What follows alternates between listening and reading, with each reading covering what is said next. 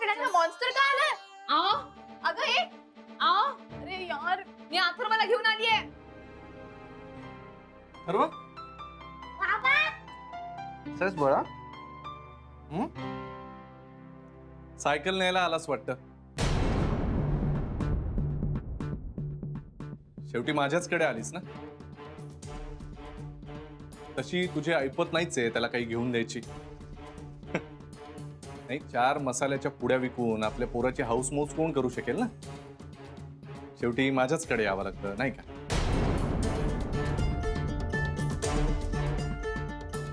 एवढं समजून राहिलं ना, मग वडिलांची जबाबदारी काऊन नाकारते?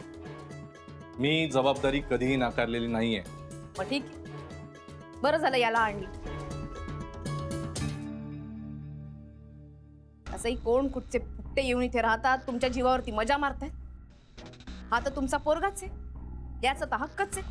आता हक्काची भाषा कळायला लागली वाटतं तुला. हं? नाही नाही, मला तर आधीपासूनच समजत होतं, पण तुम्हाला अजून नाही समजत आहे का तुमच्या प्रेमावरती कोणाचा हक्क आहे. गॅरी ही मला टॉन्ट मारते. Please tell her to leave.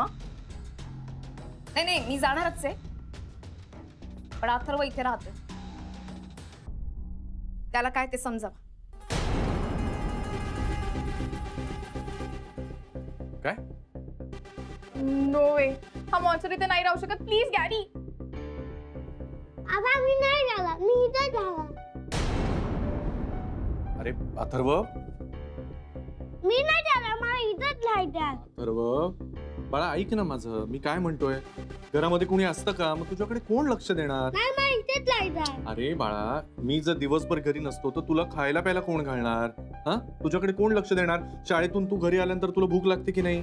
मी आणि आंटी आम्ही घरात नसतो की नाही, मग कोण बघणार तुझ्याकडे? गॅरी तू तरी आंटी म्हणू नको ना मला. शनाया, थांब ना. मग मी पण ऑफिसला जाईल. नो वे, घरात पण हा, ऑफिस मध्ये पण हा. यार गॅरी तू यांना जायला सांग ना इकडून. मॉन्स्टर कुठला.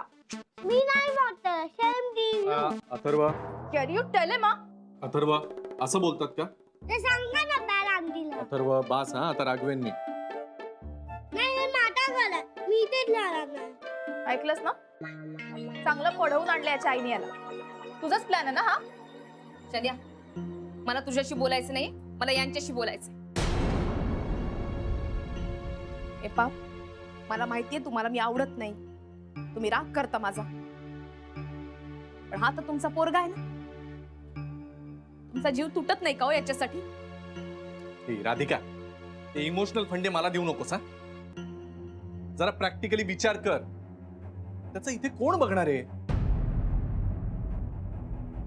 अहो हे मला समजून राहिलं, पण तुम्ही याला सांगा ना, यालाच इथे राहायचंय ना. बस, इनफ. तो काही हट्ट करेल, तू काय सगळे पूर्ण करणार आहेस? बाप म्हणून मी सगळी कर्तव्य पूर्ण केलेली आहेत. कर्तव्य?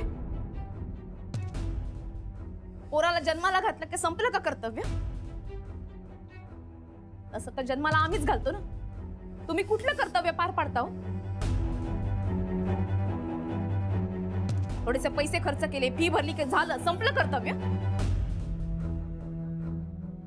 नाही, मला माहितीये का पैसे लागतातच, पण प्रेमाचं काय? प्रेम लागतं ना पोरांना. अथर्वला आता तुमच्या प्रेमाची, सहवासाची गरज आहे. असं म्हणतात का, एक बाप पोराचा मित्र असतो, मार्गदर्शक असतो, गुरु असतो. तो त्याला जगाला दिशा दाखवतो, त्याच्या बरोबरीनं खेळतो. तुम्ही तर त्याच्या बरोबर कधीच खेळला नाही, त्याच्या बरोबरीने रमला नाही. त्याला कधी ताप आला तर तुम्ही जागला नाही, त्याला चिव काऊच्या समजुतीच्या गोष्टी सांगितल्या नाही, कधी त्याला घास भरवला नाही, आंघोळ घातली नाही, कधी त्याचा अभ्यास घेतला नाही. तुमच्याकडे अजूनही वेळ आहे. अथर्वला त्याचे बाबा परत हवे.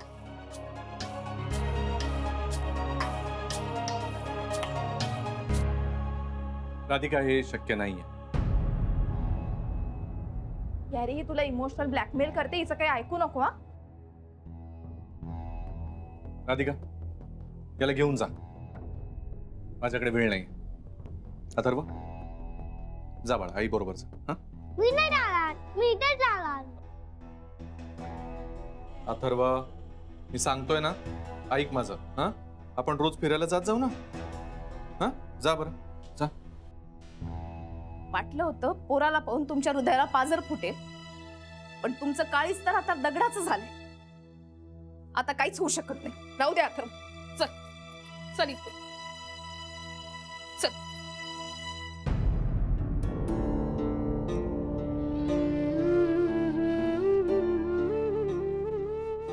बाबा, थांब सुनबाई.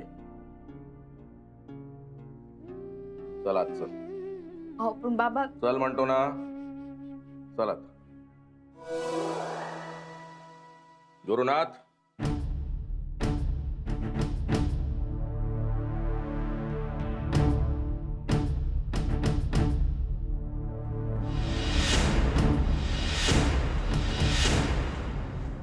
तुला घटस्फोट हवाय ना? राधिका तुला घटस्फोट द्यायला तयार आहे.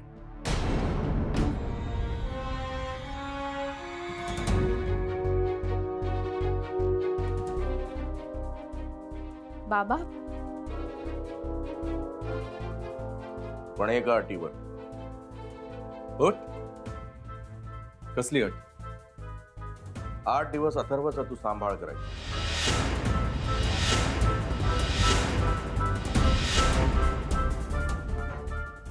बाबा काय बोलून राहिलात तुम्ही? थांब सुनबाई, मी याला विचारतोय, मंजूर आहे की नाही? ठीक, मंजूर आहे मला बाबा.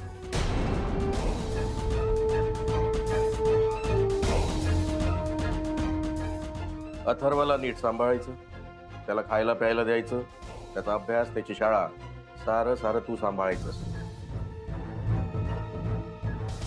नाही ठीक आहे बाबा, तुम्ही म्हणताय तसं सगळं मी करेन, पण हे सगळं केल्यानंतर राधिका पेपर्सवर सह्या करेल याचा काय भरोसा? बापावर भरोसा नाही का तुझा? की तोही वळून टाकला हिच्यावरून? अरे शब्द दिलाय मी, ती बोलतो ते करतो. आलं ना? बाप आहे तुझा गुरुनाथ मी. ठीक आहे, मी विश्वास ठेवतो. मग आजपासून अथर्वची काळजी मी घे. त्याला काय हवं नको ते सगळं मी बघ. लक्षात ठेवा बाबा, मी तुमचाच मुलगा आहे. हार मानणं माझ्या रक्तात नाहीये.